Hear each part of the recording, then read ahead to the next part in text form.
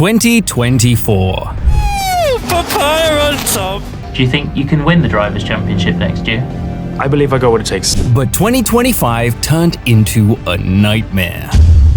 2 rivals for the championship! So what the hell happened to Lando Norris? To find out, we have to go back. Today, we all know Lando Norris as McLaren's golden boy, but it wasn't always that way. By 2014, Lando had already conquered everything a young talent could. He became the youngest karting world champion in history, and the motorsport world took notice. Norris found a way to connect with the owner of Just Marketing, the most influential agency in Formula One. A meeting was arranged with McLaren boss Ron Dennis, who immediately recognized the young man's potential. And when the owner of Just Marketing took over McLaren in 2017, Lando's opportunity arrived. He became a test driver. His name, Zach Brown, of course. From that moment on, Lando's career skyrocketed. He won the Formula 3 title in his rookie season and finished second in Formula 2. Although he lost the championship to George Russell, his ticket to Formula 1 was already punched. However, McLaren was going through one of the worst periods in its history, even with drivers like Fernando Alonso. The engine was going much slower than before. Amazing. Chaos reigned inside the team. It ran so deep that even a legend like Alonso decided to step away from Formula 1. And that's what opened the door for Lando. His teammate, Carlos Sainz, a proven talent. And although Sainz was better than him, together they immediately began to shift McLaren's trajectory. Their partnership thrived not only on the track, but off it too. In a world like Formula One, where money rules and seriousness is a way of life, these two were a breath of fresh air. They were the funniest duo on the grid. As a result, they won the love of the fans and became real social media stars, especially Lando. It was the perfect moment. Formula One was rapidly breaking into social media, and the first season of Drive to Survive had just been released. Thanks to that, Lando and McLaren became instant favorites among a new wave of young fans. But that wasn't Lando's only strength. He had a rare gift. He knew how to be friends with almost everyone. Norris was like a little brother to everyone, and I want you to remember that. Although Sainz finished the season in 6th place and Lando only 11th, it was clear to everyone Norris had a bright future ahead of him. Then, suddenly, 2020 arrived. The world came to a standstill. Quarantine, lockdowns. China has identified the cause of the mysterious new virus. And Lando did what millions of others did. He went online. He exploded in popularity on Twitch. Playing video games, joking around, chatting with fans, and they loved him for it. But this is where the first cracks began to show. And soon, you'll see why. When the season finally returned, at just 20 years old, Lando became the 3rd youngest podium finisher in Formula One history. And with McLaren looking competitive again, he wasn't just another rookie anymore.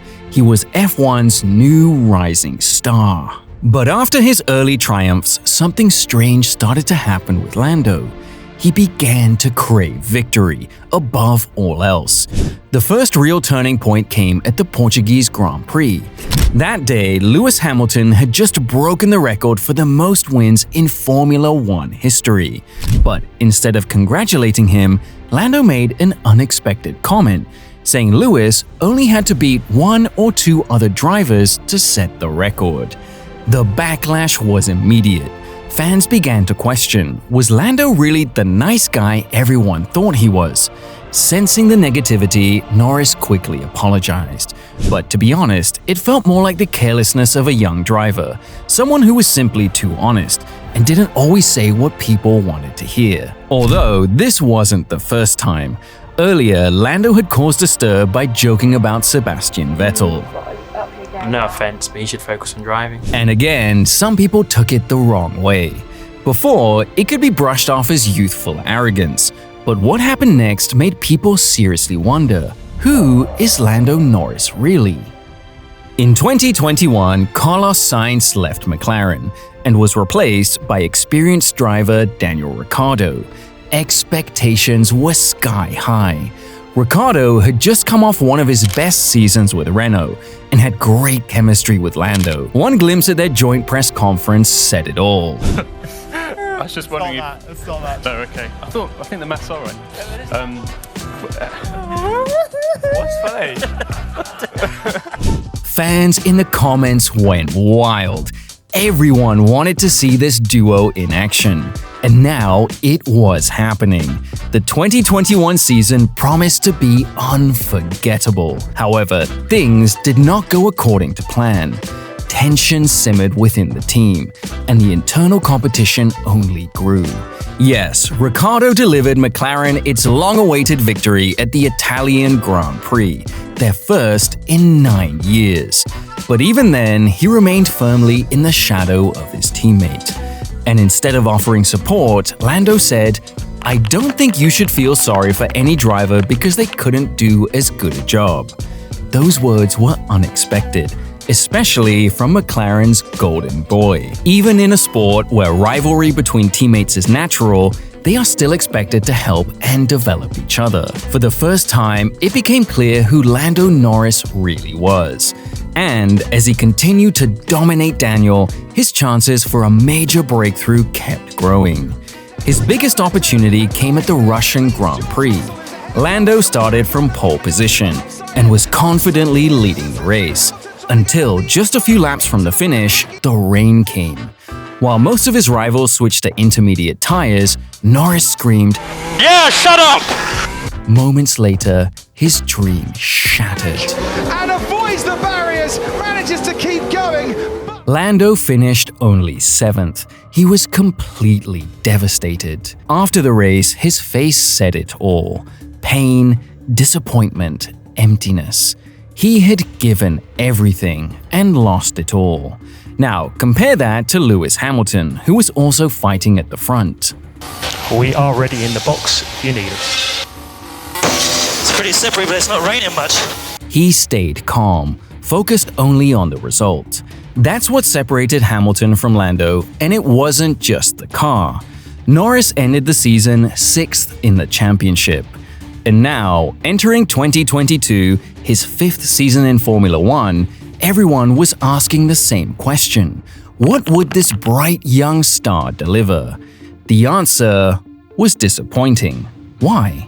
Despite this, Lando once again confidently defeated Daniel Ricciardo, finishing 85 points ahead of him. Ricciardo admitted that he had been unable to adapt to the new team and left McLaren. He was replaced by rookie Oscar Piastri. Now Lando was the undisputed leader of McLaren, but instead of victories, there were more and more complaints about the car. At one point, he even stated that if Lewis Hamilton had joined McLaren, he wouldn't look so strong either. And then suddenly, everything changed. In mid-2023, McLaren introduced major upgrades and instantly became the second fastest team on the grid. Now, the real pressure was on Lando. He had made his statements. The stage was set for a battle at the front. Would he finally be able to prove himself? When the 2024 season began, everyone assumed it would be another year of Verstappen dominance. But halfway through, everything changed. McLaren introduced major upgrades, and at the Miami Grand Prix, it all clicked. Lando Norris took his first career victory. Lando Norris wins for the first time in Formula One. It's victory. After years of waiting, the nickname Lando No Wins was finally gone. That was the first thing he said on the radio. Oh, Lando no wins. Strange, maybe, but when you've been mocked that long, it makes sense. From that moment, it looked like the season could be his. He made it clear. He wanted to fight Max Verstappen for the title. He believed he could. The next race was in Canada. Lando started 3rd and took the lead. Everything was under control, until it wasn't. An accident, a safety car. McLaren's strategy fell apart. Verstappen won again. The pressure mounted. In Austria, Lando pushed harder. Too hard. In a wheel-to-wheel battle with Max, he missed his braking point. There was contact, DNF. More points lost. Now, Norris had the car he'd always wanted, the one he said he'd been missing. And still, he couldn't win. He needed a response. He delivered it in Hungary. McLaren took a 1-2 finish. Even Lewis Hamilton acknowledged their pace. You guys are fast. You had a fast car 7 years ago. 7 years ago. You had it. You had a quick car. You made the most of it. No, it's us. I wasn't complaining. I was just complimenting your car. But Lando's reaction was off. Something had changed. It felt like his ego was growing with every win. Then came Zandvoort, Verstappen's home race, and Norris won again. And as soon as the radio opened, he didn't thank the team. He didn't celebrate. He said, Simply lovely, huh? It wasn't about the win. It was about beating Max. But Brazil was decisive. If Lando won, he'd still have a shot at the championship. And on paper, the odds looked good, because Max started all the way back in 17th, while Norris started from pole. But there was one problem: the weather. And you know what? As Max calmly sliced through the field, Lando was screaming over the radio. It's just aquaplaning though, it's too dangerous. What are you thinking about, the wet or too much? I mean, it's more than ever at the minute. So Max is Max, and he won the race. And Lando couldn't handle the pressure. That race all but ended his title hopes. We've seen this before. Russia was the first warning. Lando goes into all or nothing mode. He gets emotional, takes big risks, and it costs him the result.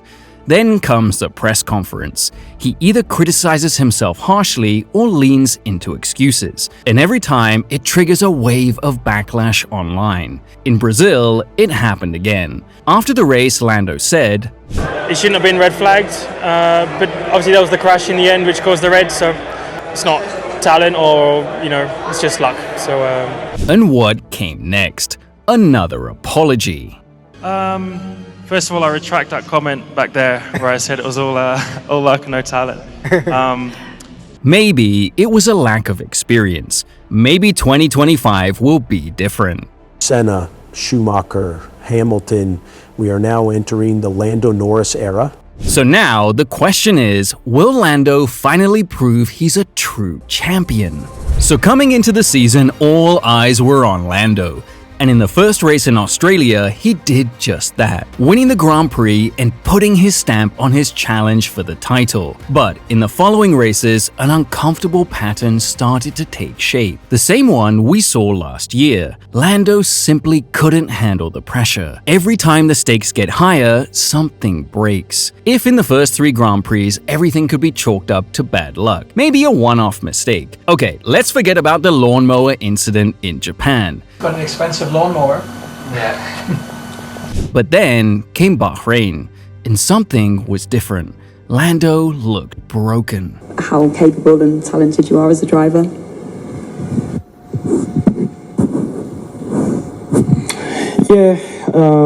Even Oscar and Russell seemed uncomfortable, unsure how to react. Let's break down what happened. At the start of the Bahrain Grand Prix, Lando got off to a brilliant launch. But then came a 5-second penalty. That's what triggered the domino effect. Without it, he would have stayed in the lead pack, avoided an early pit stop, and almost certainly overtaken Russell mid-race. But when there's no pressure, Lando drives like the best driver on the grid. That's exactly what happened in Saudi Arabia. He was brilliant in qualifying, fastest in Q1, fastest in Q2, and just when it mattered most, bang! The wall decided to get to know Norris a little better. He started the race from 10th, but once the lights went out, everything changed. Lando drove flawlessly, gained 6 positions, and delivered a textbook comeback. But as soon as the pressure appeared, Hamilton outsmarted him. Twice. Lando overtook, lost, and only on his 3rd attempt did he manage to hold his position. A guy who was once the fan's darling is now the butt of everyone's joke, and all the rival fans love to pile on the guy. Lando's a guy who got his entire fan base and following on social media, but unfortunately, that also means that he cares way too much about what people are saying about him on social media. I make life tough for myself, especially when it's a race like that, you know, so it would have been much easier, a lot more chill just to drive at the front. But the real threat to Lando isn't from the outside, it's right next to him, Oscar Piastri. Right now, he's showing championship-level pace, and it's no coincidence. He's leading the drivers' standings. And you know what's most interesting? It took Verstappen and Norris 6 seasons to fight for a title. Piastri, he's doing it in just his second, and he's still getting better. While Lando keeps voicing frustrations about the car, the Red Bull was the fastest car today. Do you agree with him? No.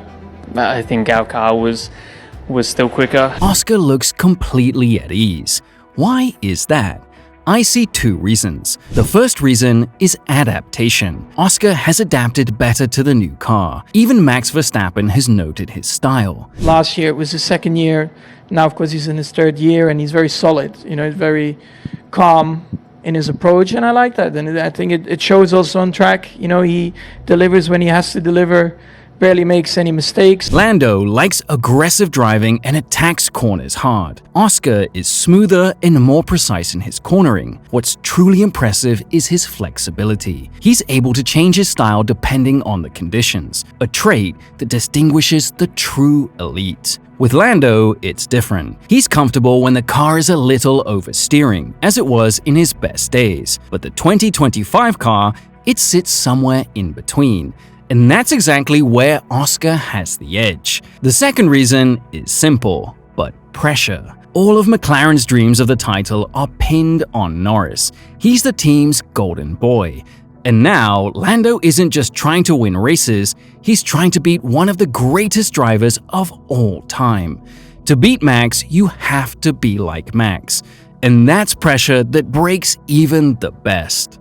Piastri, on the other hand, isn't carrying that weight. Even when he makes mistakes, the media doesn't come down on him. In his home Grand Prix in Australia, Oscar made a costly error. He dropped from 2nd to 9th. But after the race, no headlines, no blame. Now look at Lando. Every mistake he makes is headline news, jokes, memes. And he seems to be stuck in this cycle. Pressure, mistake, self-criticism, new pressure. First, he blames the car. Then he blames himself, and so it goes. But I still think Lando is a phenomenal driver with all the talent to become world champion. And now that McLaren has the best car on the grid, let's see who wins this battle. Who are you rooting for? Write in the comments below.